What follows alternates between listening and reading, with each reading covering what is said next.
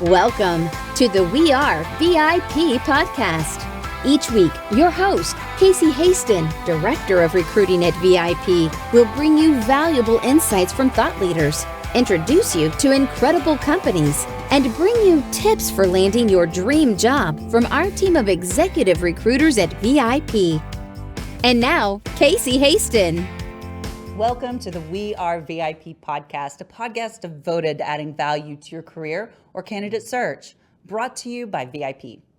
I'm your host, Casey Hasten. I'm an executive recruiter, director of recruiting with VIP, and your all-around hiring guru. And you know it is my absolute delight to bring you world-class speakers, motivational speakers, information givers each week. And today is no different. So today on the show, I'd like to welcome Chris Heller, Chief Real Estate Officer of Ojo Labs and former CEO of Keller Williams. Chris is known to be a charismatic, visionary leader with an extraordinary ability to build innovative, high-performing teams. So thanks for joining us today, Chris. Oh, Casey, thanks for having me. Always great to chat with you. I always love it when I make new friends. So one of the first questions I like to ask is, how did we get connected? I'm sorry, how did we get connected? Oh, how we got connected was I was invited to speak at an organization that you're affiliated with, Success North Dallas, and that was back in November. Yes. And that's where I got to meet you and meet that great group of people that were together that morning. And so the reason I asked that question is because I really want people to be intentional about their network, right? Because that's how we get, and I'm sure you can attest to this, I've got a question about that for you later, but it's so important that we are continuing to stretch out, build out that spider web of connections. And it's just like, Success North Dallas is a great place to do that. But even the individual connections, I met you because I knew Bill Wallace, Well, here's Casey, just to drill down on that more and give a bit bigger example of that. I was connected to Bill Wallace to come and speak to that group by Greg Reed, who's the co-author of the book I wrote last year. I was introduced to Greg Reed on a podcast that I did about 2 years ago by a good friend of mine who I'd met back in 1997. So it was a number of connections that led us to meeting and being able to speak here today. That is so beautiful. Who was your good friend? Do you mind sharing? His name is Martin Lopez in San Diego, who's also an author and a friend of Greg Reed's. And so he was the mutual friend that put Greg and I together. Well, and just so you know, Greg Reed is coming to speak at Success North Dallas in May. Oh, that's awesome. You guys will really enjoy it. Yeah. I am so excited about that. But we're not here to talk about Greg. Not yet. We'll talk about him later. And pardon me, I'm just getting over a pretty significant chest cold, so I will try not to cough all over you in this podcast. But so, Chris, tell me a little bit about yourself and how you got to where you are today, because yours is a fascinating story. Well, I've been in the real estate industry my entire adult life. I was a sophomore in college and got my real estate license for a summer job, and that turned into a long career in the residential real estate industry. I became an agent in 1989. Was with a nationwide company. I became one of the top 10 agents for that company in the nation. And in 2004, I joined Keller Williams. By 2009, I was the number one Keller Williams agent in the world. The next year, I took an executive role with the company, and that role was to expand Keller Williams globally. So I started opening up Keller Williams around the world and did that for 5 years, and had a lot of fun doing that and a lot of great adventures. And after 5 years, they asked me to become the CEO of the company, which I obviously became. I was there for about 13 years. I left in middle of 2017. Had gotten really involved in technology in the real estate space really from the early 2000s. And so there were some companies that I was advising for and some companies I had invested in. Ojo was one of those companies that I was an early investor in. But when I left Keller Williams, I ended up meeting the founder of Loan Depot, which at the time was the second largest non-bank lender in the country.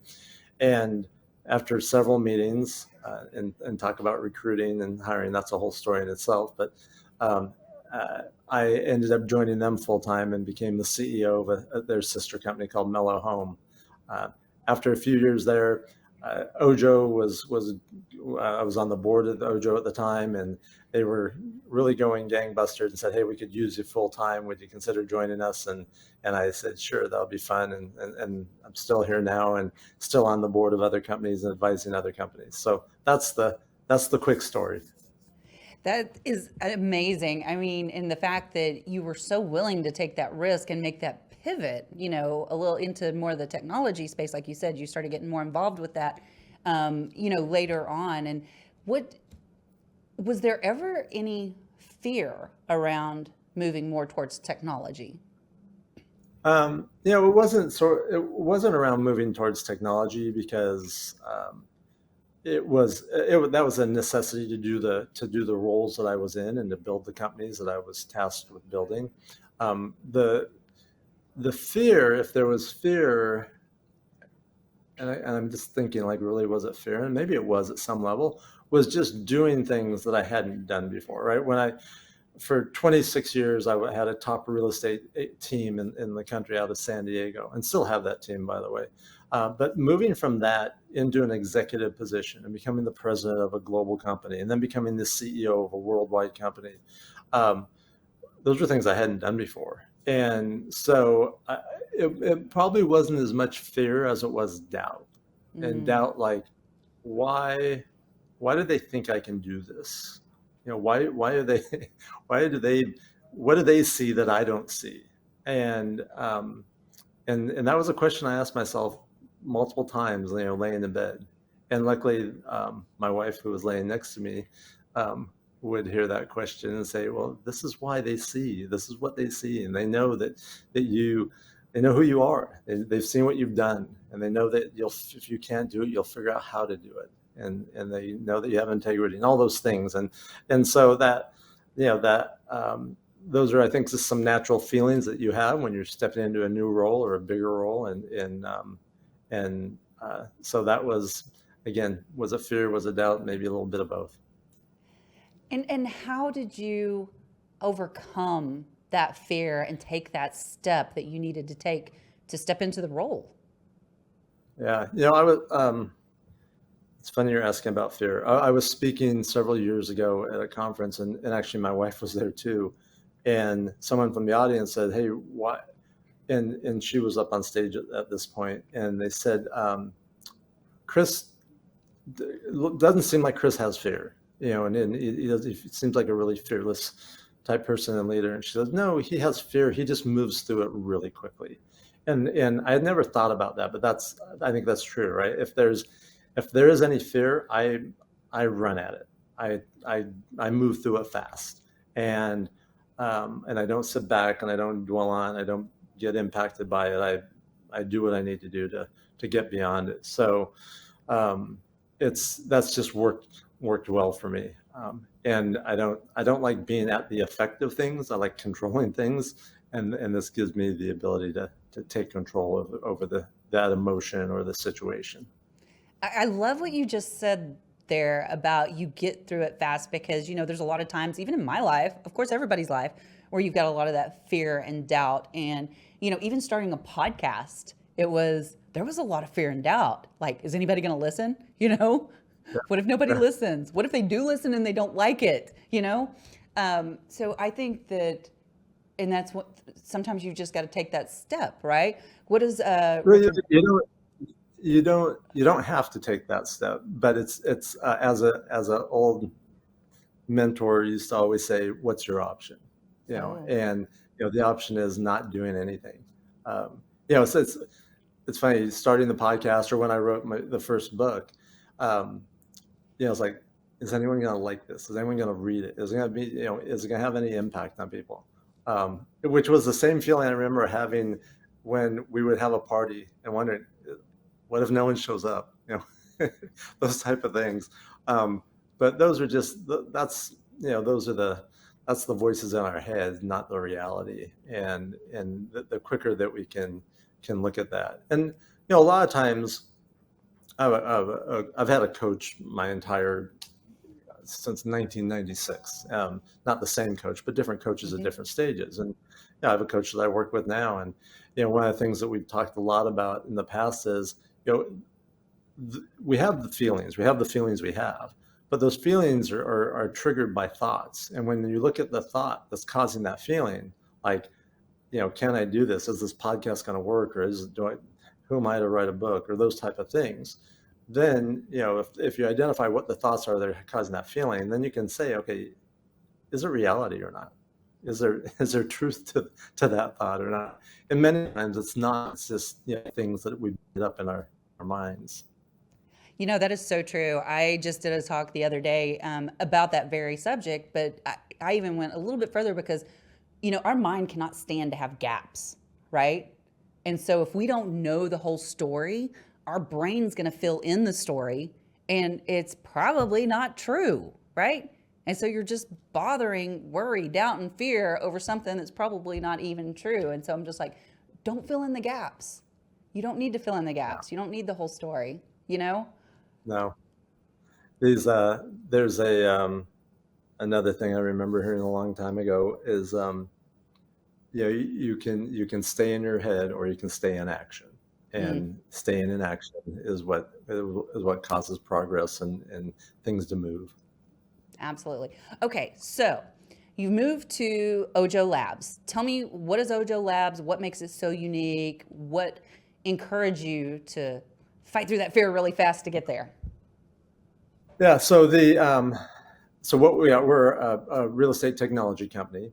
We own a real estate search portal called Movoto.com, which is one of the top 5 search sites in the country. And we meet millions of consumers every month, 25 to 30 million. And we help those consumers with their real estate needs. So if they need to be connected to a real estate agent, we make those introductions, or to a loan officer, wherever they are in that real estate journey. That's the business we're in. And that sounds like a very simple business, but like most things, the devil's in the detail. And there's a lot of technology that was developed to facilitate those introductions, those relationships, and a very talented team that keeps a lot of people going to our site to look at real estate. What caused me to come here, and what attracted me initially, were the founders of the company. I was the CEO of Keller Williams at the time, and when we met, and we really hit it off. And one of the things I've learned as time has gone on is that who I do things with is more important than what I do. Thank you for saying that. Yeah, it is one of the most important things. We get one ride on this ride that we're on, and the quality of the relationships, the quality of our life, the quality of the work dynamics are super important to me, and things that at this stage I'm not going to sacrifice or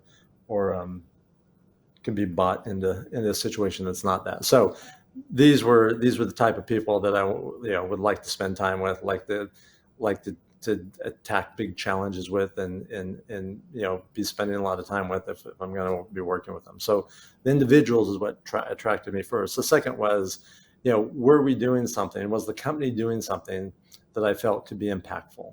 Because that's another piece that's really important. Right? I've learned that I don't do well in a situation where I'm not making a big impact or doing something. So the company has to be able to make a big impact, and then I have to feel like with what I'm doing, I'm making a big impact or an oversized impact.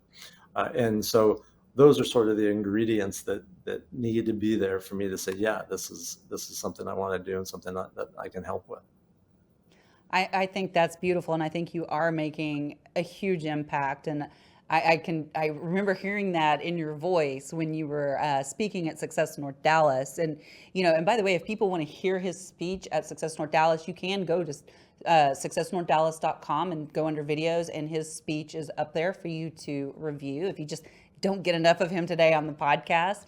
But you've worked your way up, to Chief Real Estate Officer. You were the former CEO, like the big guy for Keller Williams. what strategies helped you to get where you are now in your career?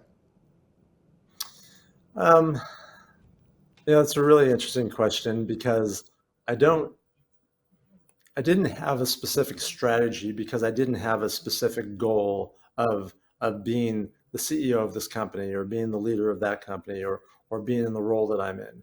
What I did have was a knowing, and the knowing was that if I got results that were out of the ordinary, that would create opportunities. And what has happened throughout my career from early on to this day is if I get results that are extraordinary, then it creates opportunities that are out of the ordinary. And so all of the opportunities that have come my way were a result of me getting results that were over and above what would be considered average or normal. That is awesome. And I know this has probably been talked about ad nauseum, but I do want to ask you this. How important do you feel mindset is? I think it's probably the single most important thing. I really do. I think it's probably 90% of what it takes to be successful is our mindset. And mindset is a big topic, but it's having a strong mindset. It's having that positive mindset. It's having that, it plays a role in grit. It plays a role in how resilient we are. It plays a role in our stamina and all those important things that impact your ability to achieve things and be productive and to operate at a high level. So yeah, Casey, I think mindset is the single most important thing. The challenge that people have is not knowing that, right? People, I think, generally know that, but it's like, how do you develop that? And a lot of people haven't figured out how to do that or haven't taken the time to slow down and say, okay, how do I develop a really great mindset or a strong mindset? And that's frankly what the little story that we wrote about, the business parable in Dominant Thoughts, is really is about that as much as it is anything.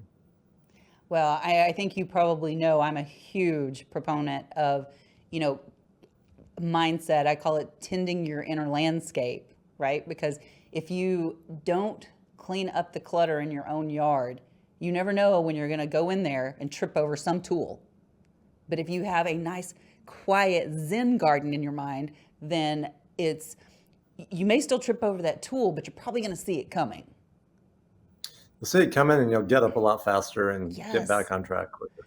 Yeah, and I think that is so important. Whenever I am coaching or mentoring with young professionals, that's one of the first things that I have them do is sit down with themselves, and a lot of them don't like that.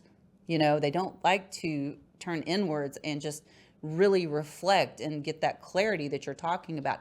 How do you think you were when you first started strengthening your mindset? When I got started, I can tell you how this happened. I got started in real estate, and I sort of got talked into getting into real estate, and it said, all right, I'll give it a try. I had a very persistent broker who spent 3 years recruiting me, and finally caught me at a weak moment. I said, all right, I'll do this. And when I got into it, I didn't really know what real estate was. Here's what I didn't know. I knew I wasn't the smartest. I knew I didn't have the best personality. I knew I wasn't the most experienced. Like, I didn't have any of those things, but I knew that I could work really hard. And I knew I could work as hard or harder than most. And so that's how I won early on. But that'll only get you so far. And then I started to realize that, especially in real estate where we're dealing with people's emotions and big decisions, that it was a bit of a roller coaster. And I would watch things happen to agents that would just take them out of the game completely for days or weeks. They have something went bad in a transaction, or something happened with a client, or there's always, in life, there's all sorts of things that happen that are bad, right? And those can really be debilitating. But because I was so focused and was so driven, I knew that I couldn't afford to do that. So I had to develop like a really strong mindset. In real estate, what I used to my advantage was having a lot of discipline around certain things. And some of those things were how efficient I was and how efficiently I used my time. So I had a schedule that I operated from, which was very uncommon at that time in this industry, and operated like a business would operate, or a business owner or a business person would operate in an industry where that wasn't the norm. And so I developed the discipline at a very high level of having and sticking to a schedule, which allowed me to accomplish a lot more than other people that were doing what I was doing, and then achieve things that were a lot more than what others were achieving. But that all came around the having a disciplined mindset around certain activities, and then that expanded. Having a really strong mindset around my sales skills, because discipline and work ethic can get you so far, but then you need to develop skills at a really high level to keep advancing. So practicing every day for 26 years of selling homes, when I was actively selling homes, was something that I did, and that was very uncommon, but it was, again, part of that mindset. I think that is such a great explanation of how you get started in mindset. I'm curious, did you do any like automobile university or anything like that back in the day? But there were things I did. So when I was really young, even before I got into real estate, I was like probably 20, 21 years old. I got invited to hear a speaker speak. The first time it was a motivational speaker, and it was in San Diego. His name was Dr. Dennis Waitley. I remember this vividly. I ended up somehow in the front row, and he had written a book called The Psychology of Winning. And he was talking about that book, and he had worked with Olympic athletes and astronauts and successful people, and that was a really impactful event for me. In fact, he at one point during that talk, he said, "I'm going to write 10 two-letter words up on the board." And he turned around.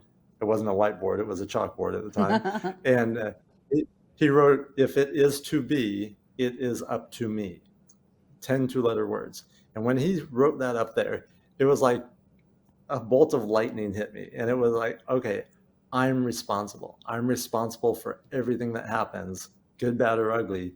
I can control, what's going to happen in my life. And I think I just took that, and that's something that, to this day is still with me.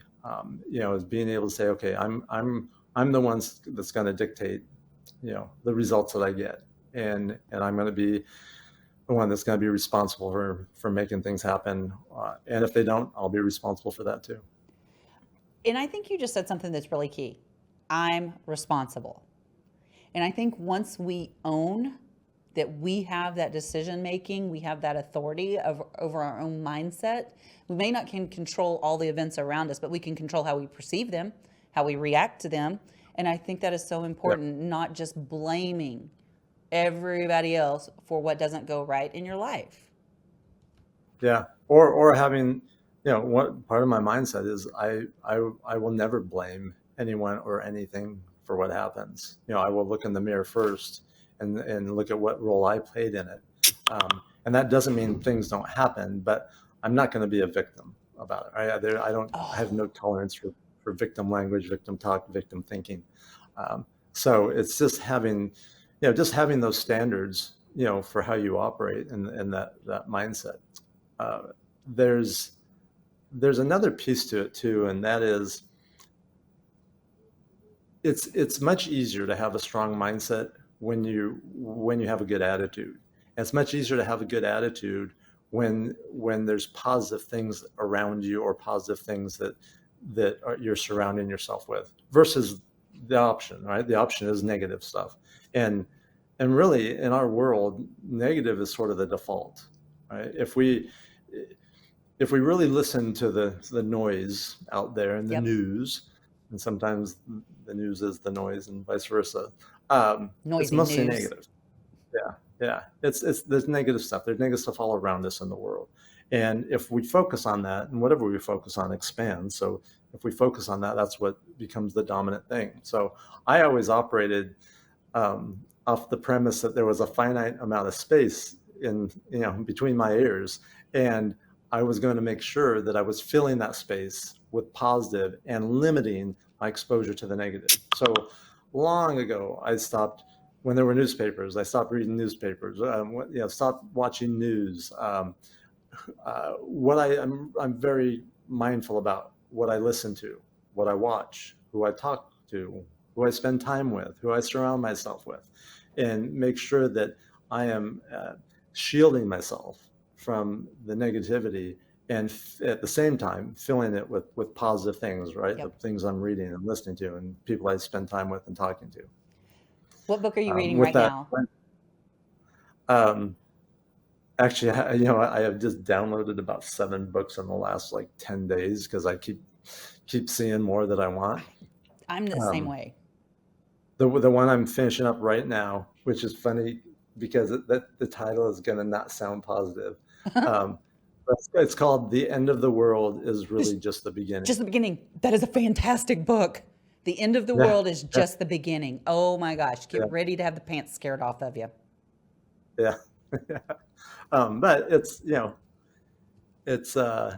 again, it goes back to what the option is to be prepared for things and look at for opportunities, or to be impacted by them. Yep. No, I think it's a necessary read for sure. Yeah. For sure. He makes some I can't remember the author's name, but he makes some really good points in there. I love that you're reading that book and nobody's making you. No, that's a good book. One's ever made me. I read a lot of books, and no one's ever made me read a book. And if they tried, I probably wouldn't. So, but that's a whole nother story. What would be your top recommendation on books for a job seeker? Ooh, that's a great question. There's certainly books about mindset, right? And I think that's an important part of being a job seeker, right? Because whether you're a salesperson or a job seeker, there's a lot of similarities, and one of the similarities is rejection, right? And so how do you take that and use that for fuel? So books on mindset. Hey, there's a great book by I think it's Carol Dweck called Mindset. Dweck. Yeah. Yeah, that's a good one. Dweck, yeah. And then I'm forgetting the author's name, but the book is called Grit. That's another really good one. I have not read that one, but I know of it. Yeah. Drawing a blank. I could, without picking up my phone and looking at my list of audibles in my library on. I don't know if I'll remember. Gosh, I'm drawing a blank on one of my favorite authors, Adam Grant. Adam Grant, yes, who I've met. I actually hired him to speak to our group at Keller Williams. If you ever hire him again, invite your pal Casey. I will do that. He's a great guy and a phenomenal thinker and author, and anything he writes, I would read. Absolutely. Absolutely. We could sit here and talk about books all day. One more question before we get to our VIP questions. And we kind of talked about how we met at a networking group, right? How important do you think networking is for someone? I don't care what career they're in, any career. How important do you think networking is? And what advice would you give someone who's never networked before? The advice would be just don't overcomplicate it, right? Networking is just meeting people, and you don't need to turn it into something bigger than that. Like, for some people, it comes very easy and very natural. I can tell you, for me, it doesn't, and it didn't. I'm very introverted. I'm shy by nature. So the thought of going to a networking event is not not high on my list. Yet I know the importance of it, and I can do it. I can do anything for a period of time. If I had to do a lot of it, it would be exhausting for me because I don't get energy from those type of things. It takes energy for me to do those things. But if someone's very sociable, if you're naturally that way, then take advantage of your natural gifts and use it for networking. And if you're not, just understand it's it's part of how things get done, right? It's part of how connections get made, and you never know what's going to come out of it. I would oftentimes be invited to things, and my first thought is, I don't want to go, and I would ultimately go, and my mindset would be, all right, something good will come of this. I don't know what, but something good will come of this, and I would go in with that mindset, and sure enough, there's always good things. Hey, when I came to speak to the group in North Dallas, I really didn't want to do that. All right? I don't consider myself a speaker. I'm not a professional speaker by any stretch of the imagination, and it was, I didn't really know what the group was or anything else, but I had some, well, Bill, he's a very engaging human being, very genuine. We had some great conversations, and I just got to the point where I couldn't say no. And once I decided that I was going, then I decided, hey, I'm going to make the most of this, and I'll give what I can to everyone there, and hopefully good things will come out of it. And look at now, here we are getting to talk on a podcast. Yeah, I know. Good thing, great things came out of it. So I love our Success North Dallas family. Every month I so look forward to it. And sometimes I dread it just because I'm the one putting everything together for it. So I'm like, oh my God, this is so much work. And lots of late nights the night before. But anyway, okay, so tell us the name of your book again. The book is called Dominant Thoughts. Your things grow where your minds go. You can find it on Amazon or dominantthoughts.com. Perfect. Okay, well, let's see what your dominant thoughts are as I ask you our VIP questions. Are you ready? I'm ready. If you were chosen to be one of the first colonists on Mars, what 3 things or people would you take with you? Ooh. All right, the people part is a lot easier. I could bring 3 of them. So I bring my wife, and either a couple of my friends or a couple, a husband and wife, good friends that we have. And those are, your good friends are the ones where, when the going gets tough, those are the people that you want around you. And if I was the first one colonizing Mars, I have a feeling it might not be the easiest thing to do.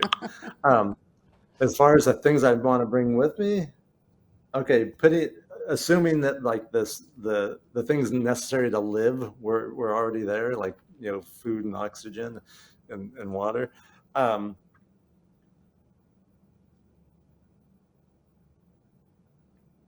That's such a good question, and obviously one that I've never considered. Well, it's 3 things or people. Yeah. I mean, the people part's the easy part for me, because I know who the people are that I like to spend time with. That again, the people that give me energy versus take energy, and the people I care about, and I know care about me a lot. So that's always the easy part. The things would be things for us to do to keep us from going crazy. Absolutely. Okay, next question. What is one thing you do each morning to set your day up for success? Oh, there's a couple things. So I stretch and I exercise every morning, no matter what, no matter where, and those are a couple things. Another thing I do is the night before, I get really clear on what my next day is going to be, and make sure I'm prepared for the next day. So those are the couple of quick things that help me have a successful day. I think those are very important things to do myself, so I agree with that. If your life's work was being summarized in a news article, what would the headline be? If your I didn't hear the life's first work, part. Well, maybe. Wow. It would either be the story of an overachiever, or he did it right. I like that. How do people find you if they want to get in touch with you? You can. I have a website, chrisheller.co, or you can find me on LinkedIn, Facebook, Instagram. TikTok, but I don't spend much time on TikTok. But Boo, any of the TikTok. social media, yeah, any of the social media platforms, you can reach out to me, and I'm happy to answer any questions or help with anything that I could be helpful with. You're very responsive on LinkedIn, I've found. Yeah, like a lot of business gets done on these social platforms and in the real estate business, the real estate industry especially. So it's part of our ecosystem. Same here. Well, Chris, thank you so much for all that you do, for coming to be a speaker at Success North Dallas, and for joining us on the We Are VIP podcast. And I just have one last thing to say to you. You are a VIP. Thank you very much. And that's a wrap for today. Join us next week here on the We Are VIP podcast. We'd love to know how we can help you be a VIP. To find out more, log on to wearevip.com.